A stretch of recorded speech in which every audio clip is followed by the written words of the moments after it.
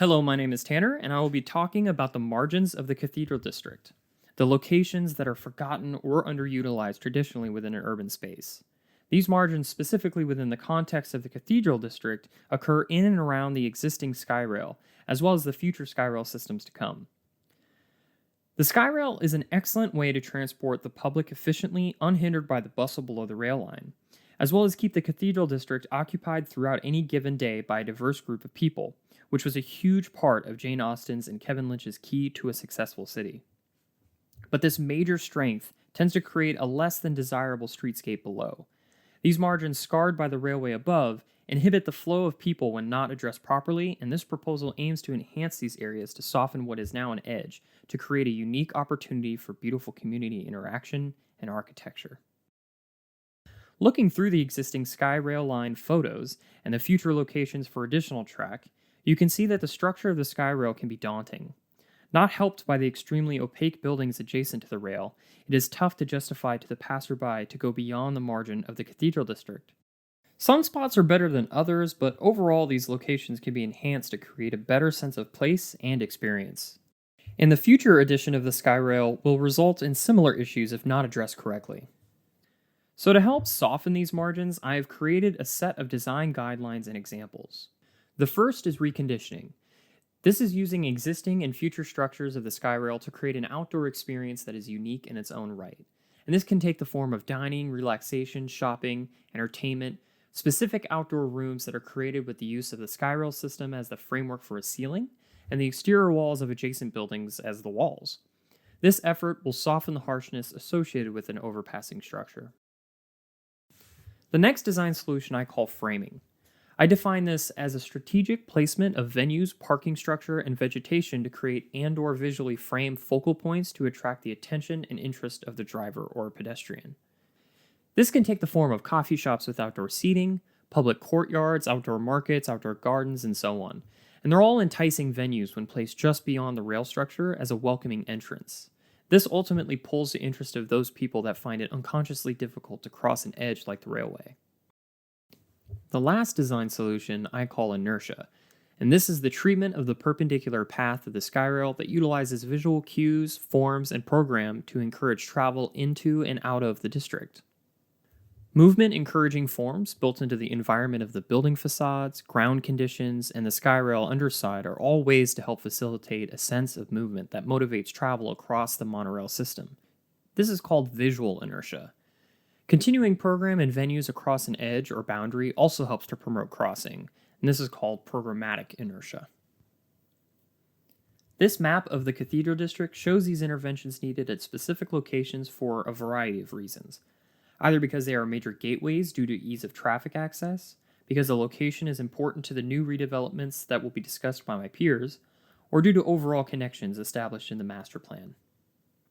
So with the broad strokes out of the way, let's dive into my favorite part, which is examples.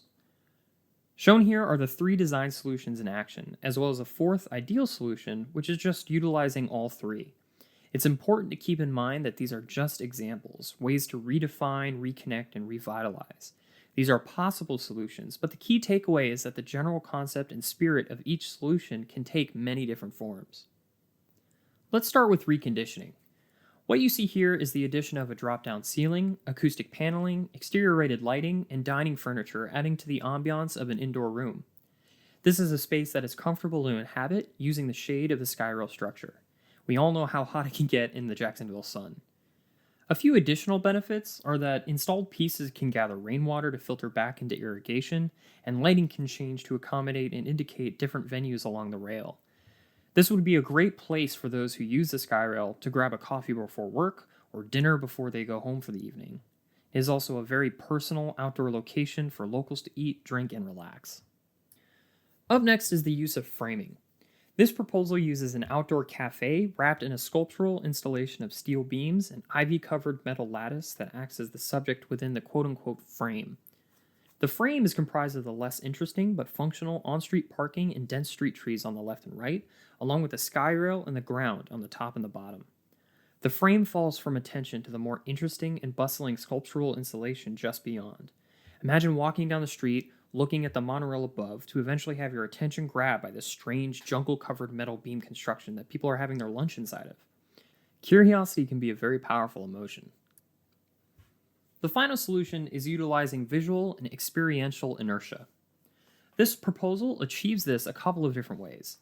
Repetition of palm trees draws a sequence along the street that pays very little attention to the interruption of the skyrail.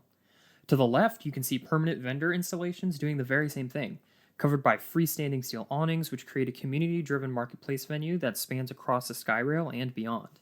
If a tourist is in the process of fawning over the displays and sees more displays beyond the monorail, they are unlikely to stop there. As a bonus, this design specifically has the ability to bring locals and tourists together over the love of crafting and art, which I can see happening already with market festivities the Cathedral District has hosted in the past. This will serve the dual purpose of further building upon the community and bridging the gap of the skyrail. And with that, let's take a look at all three of these designs coming together to create a beautiful and important Market Street and Bay Street intersection. This is a look at the proposal of an additional skyrail stop at this location, and it implements rail conditioning, framing, and inertia within its design. The proposal builds exciting structural form and repetition in the columns and overhead canopy to create visual inertia. Lighting and vaulted ceilings complete the outdoor rooms for comfortable resting and entertainment. The skyrail structure and road frame the wonderful Market Street experience to the north and the exciting Skywater development to the south, both of which will be discussed by my peers Stephanie and Candela respectively. This stop will be a major hub for those visiting the Cathedral District, those working in the area, and for the locals who live within.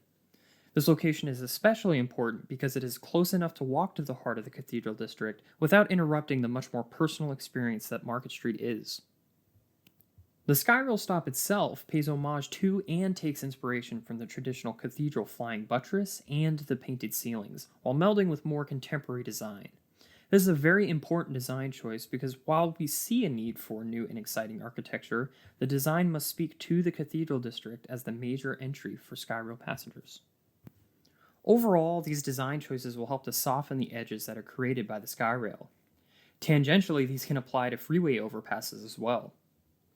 The application of these tools will be a reaction in the case of the existing skyrail, but taking these points to heart as the new skyrail continues to develop will mitigate any of the problems I have discussed and will only help to enhance the Cathedral District. The margins of the district do not need to be blank. If you could see the margins of the script I'm reading from, you would see that most of it is scribbled in and used. So too can the margins of the city. If you want to peruse these boards up close and without my pesky narration, you can click on the link within the description. Thank you for listening. It has been a great experience to talk to some of the community members, learn about the history of this place, and to work on such an exciting development. So thank you.